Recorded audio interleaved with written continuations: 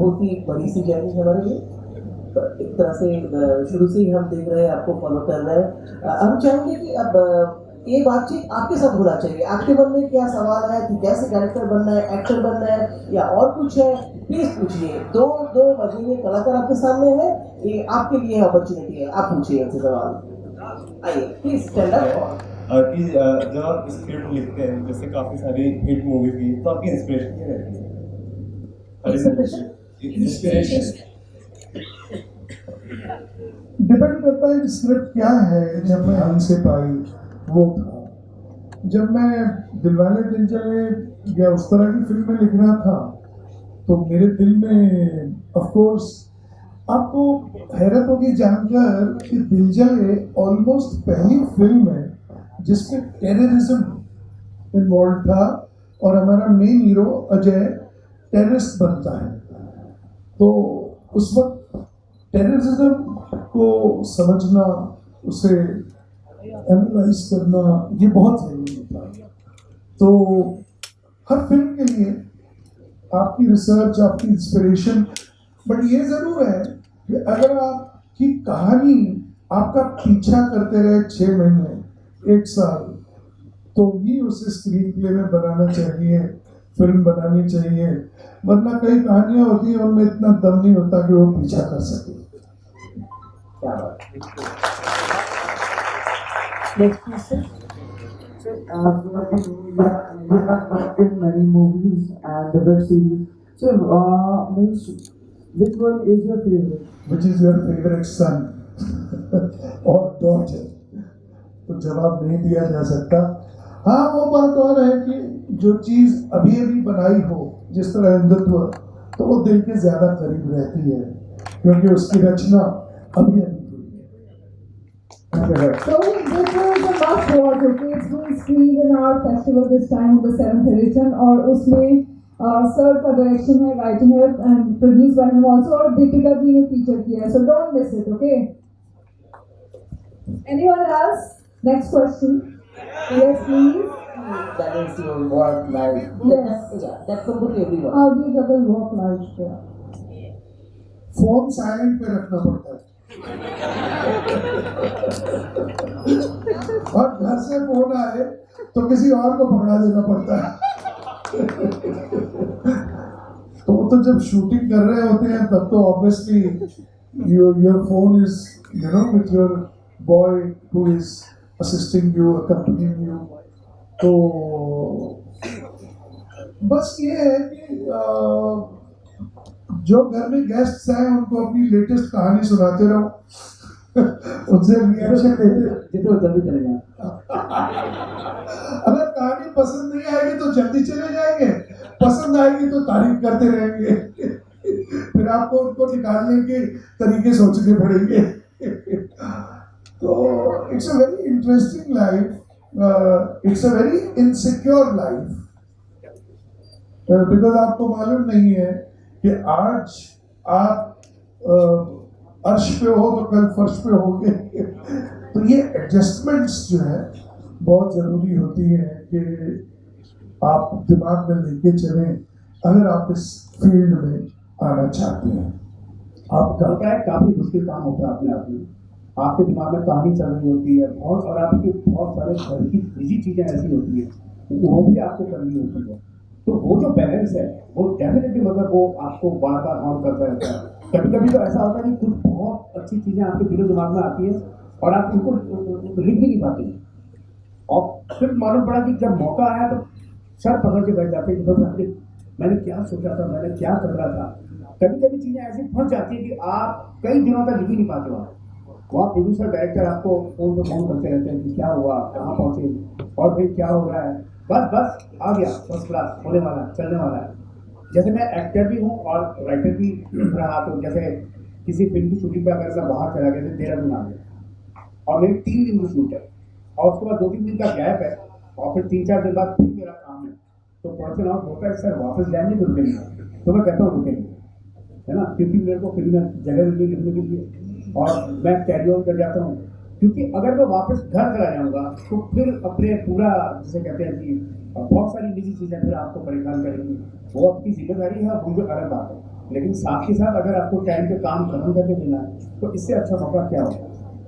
सुना होगा आप लोगों ने कहानियों में भी, क्या बोलते हैं, पत्रकारिता में भी, और इस मूवी के मतलब राइटर्स जाते हैं, टूर पे जाते हैं, भाई को तो पता होगा कि देहरादून चले गए, नैनीताल चले गए, हिमाचल चले गए, और फिर प्रोड्यूसर अपने खर्चे बेचता है कि जाओ भाई, और मेरे को ये महीने भर के अंदर पूरी कहानी तैयार चाहिए या 15 दिन के अंदर चाहिए। तो फिर वो डिपेंड करता है, अगर 15 दिन में हो गई तो 15 दिन और काट देता है। तो ये एक है संयोग है। एक सागर सर भी साहब हमारे यहाँ पे आए थे कुछ साल पहले, उनको हम लाइफ टाइम अच्छी तरह थे। वो एक बार यही बात कह रहे थे कि कहानी लिखने के बाद उन्होंने जब बी.आर. चोपड़ा साहब को जो है अपना बिल भेजे, तो उसमें था थोड़ा सा गोवा का था, थोड़ा कर्नाटक का, इधर हिमाचल का, दिल्ली का। तो चोपड़ा साहब देखने के बाद उन्होंने यस चोपड़ा साहब सर मैं बी.आर. चोपड़ा यस चोपड़ा जी, तुम क्या किलोमीटर के हिसाब से लिखते हो क्या? अपने आप को अकेले कर लेना चाहिए खास तौर पे। और आप तो नेचर से पूरी तरह घिरे हुए हैं, तुलास में तो राइटर ही राइटर पैदा होने चाहिए।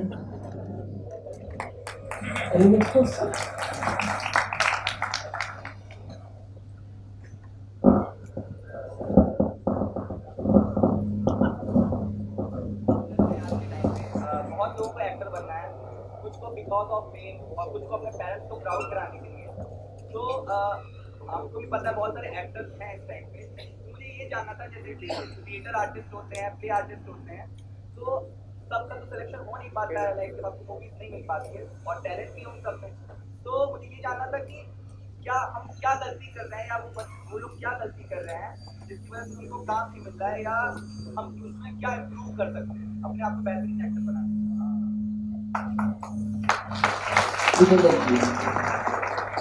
एक्टर आती है, सबसे पहले आप ही बताइए। हाँ, देखो क्या है कि हमारा जो वक्त था, मेरे पापा कभी नहीं चाहते थे। मेरे पापा चाहते थे कि मैं वेटरनरी कॉलेज में दंगा डॉक्टर बन जाऊँ, कैसे भी कर, है ना, एक सरकारी नौकरी मिल जाए, वो रहता था।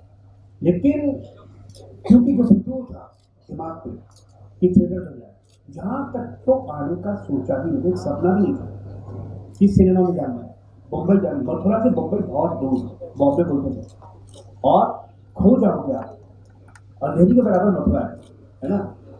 और उस शहर में हम थिएटर करते थे, वो एक्टिविटी चलती रहती थी, शो होते थे हमारे, और वो देखने के लिए पापा आखिरी वाला शो देखने आते थे, देखते थे करता क्या है ना। अखबारों में नाम छपता था तो हमको प्राउड होता था। बाकी जितने भी क्या बोलते हैं रिश्तेदार या उनके पापा के कलीग्स होते थे, वो पेपर लाके दिखाते थे कि आपके लौटे का फोटो छपा, तो देखते थे अच्छा अच्छा, हाँ, तो वो दिलासा देते थे कि चिंता मत करो, इसमें भी कर है, ये डॉक्टर नहीं बना तो एक्टर तो बनेगा, है ना। लेकिन इतना ही करना काफ़ी होता है। जब मैं गया बॉम्बे, हीरो खूबसूरत चाहिए, हीरोइन खूबसूरत चाहिए, विलेन खूबसूरत चाहिए, साइड में जितने कैरेक्टर है वो खूबसूरत चाहिए। आप तो ऑर्डिनरी, मेरी तो हाइट भी नहीं है ना, एक छोटा सा दुबला पतला था, अभी तो फिर भी कुछ भरा पूरा सा रहा हूँ, जब मैं गया था तो आज भी दिक्कत नहीं था, है ना।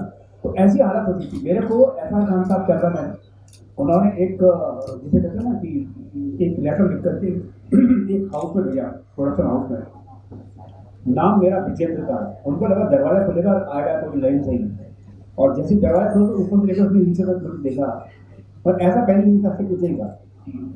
हाँ भाई, मैंने कागज दिया, उन्होंने पढ़ा, अंदर बुलाया, बैठाया और देखते रहे, फिर बोले चाय पियोगे? मैंने कहा हाँ, तो मैंने चाय पी।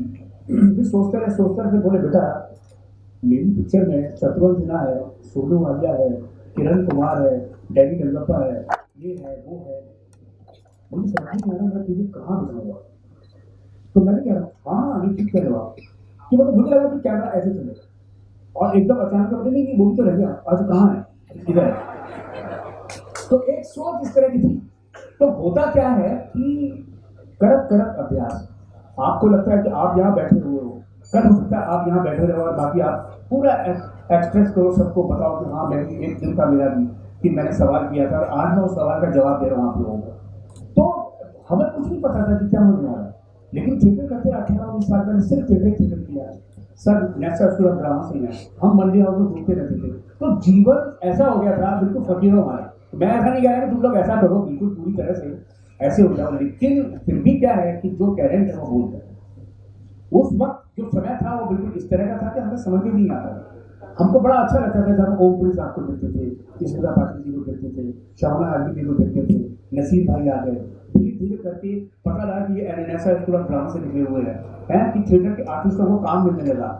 हमारे वक्त में जो स्ट्रगल करते थे, जिसको अगर स्ट्रगल कहते हैं उस चीज़ को, चाहे वो दिमागी दुनिया हो चाहे कोई हो, कोई डायरेक्शन में कर रहा था, कोई राइटिंग में कर रहा था, कोई एक्टिंग में कर रहा था।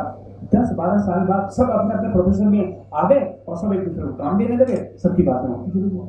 क्या बात, तो ये प्रोसेस है। तो मतलब ऐसा कोई सवाल जवाब नहीं है कि ये कैसे होगा कि क्या होगा, टिप्स कोई नहीं।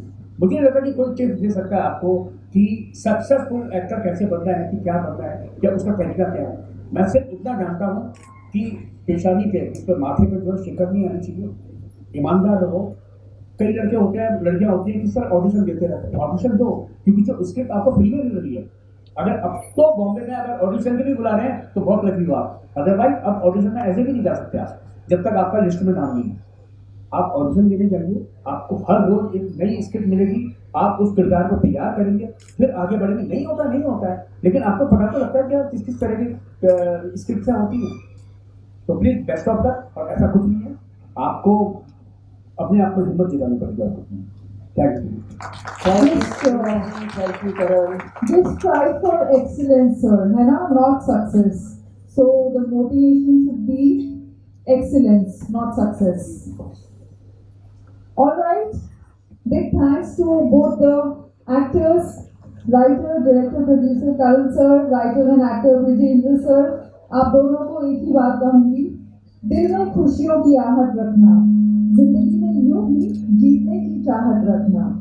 दिल में खुशियों की आहट रखना, जिंदगी में यूं ही जीतने की चाहत रखना। और कुछ नहीं चाहिए आपसे हमें, बस अपने चेहरों पे यूं ही मुस्कुराहट रखना। To both the handsome gentlemen, the lovely actors and technicians, thank you so much and